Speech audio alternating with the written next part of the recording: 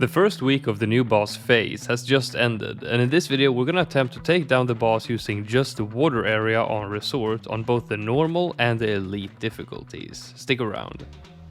My first impressions of the boss were good. As Ninja Kiwi mentioned, when designing new bosses it becomes increasingly complex to find both visual and functional differences that truly mix up playstyles, approach to eco and monkeys used. But I think they did a really good job on providing something fun and different.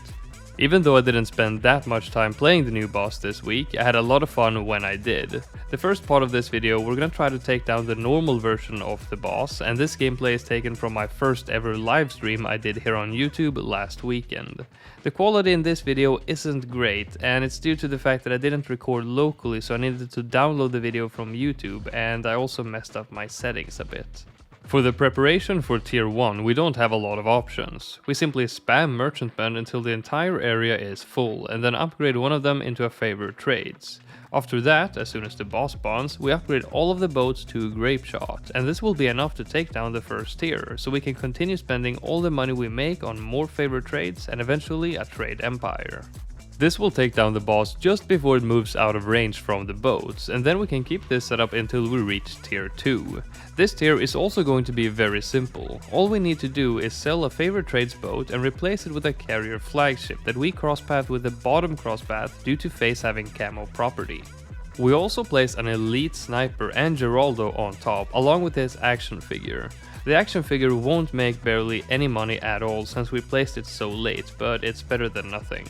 After taking down tier 2, we will place an ice monkey on the carrier instead of Geraldo and get a Monkeyopolis with 1 BRF as sacrifice on the ice next to the boat.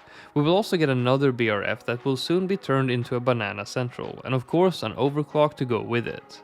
The farming for the normal version won't be very sweaty at all, as it was proving to be quite easy, but once we get to the elite version things will get a lot harder. For tier 3 we can keep our setup and take down the boss by placing a Mad on the carrier and a Spirit of the Forest on the ice. The Spirit will generate some cash while also taking down a lot of the bloons and allowing us to focus the Mad on the boss. As the boss fight is ongoing, we will upgrade the overclock into an ultra boost and start giving stacks to our farm.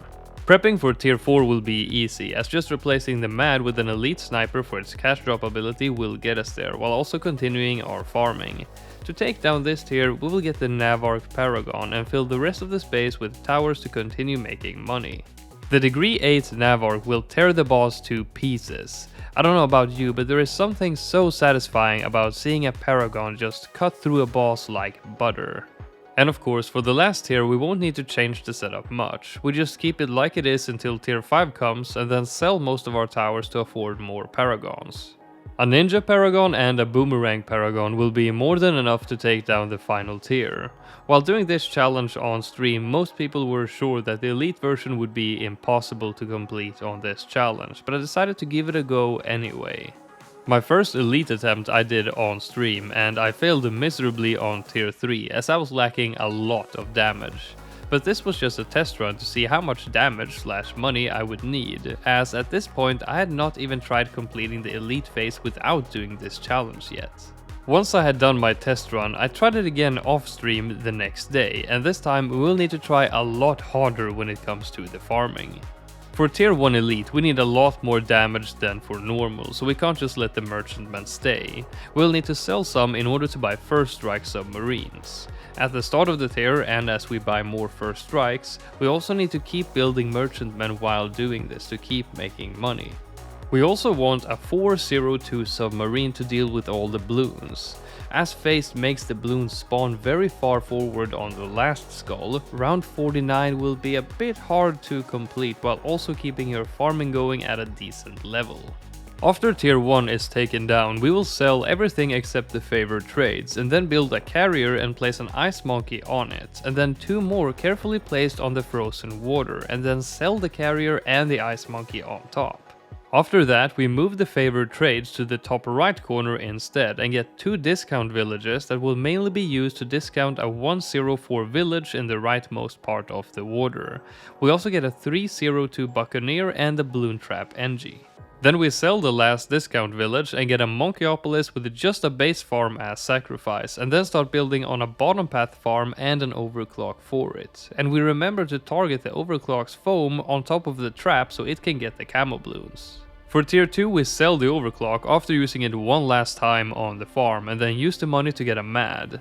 As we take down more skulls, Phayze will slow down the attack speed of the monkeys more and more, and that in combination with round 63 will require us to change something up. We will sell the destroyer and then the favored trades in exchange for an elite defender, which will help us take down the rounds as we focus the mad on the boss. This will allow us to take down tier 2, and after that we will sell everything we have and get a carrier with an ice monkey on top, and once again create a Monkeyopolis using some discounts. This time the Opolis will be given a BRF as a sacrifice, and then we place another one, and also later on we will get an overclock once again. The carrier that we got was a 520, so we will need to give it camo detection using Geraldo's camo potion. And we also used Geraldo's fertilizer on the farm as soon as we reached the required level, and then we got the Trade Empire and the Spirit of the Forest. A few rounds later we reached tier 3, the same one that we weren't even close to beating last time.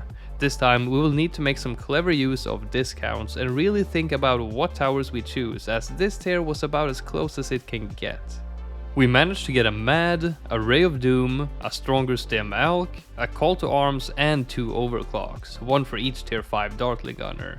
And now we need to time the overclock and the Call to Arms to both be active at the same time as we use our Mad ability to get as much damage out of it as possible.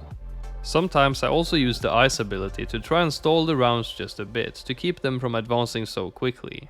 As we reach the final few skulls, the HP is going down very slowly due to the attack speed stolen by the boss, and we get close to leaking several times. As the boss is on its last skull, we get as close to losing as you possibly can, but we did manage to take down tier 3 this time, while also having our 1 BRF Opolis generating money during the rounds.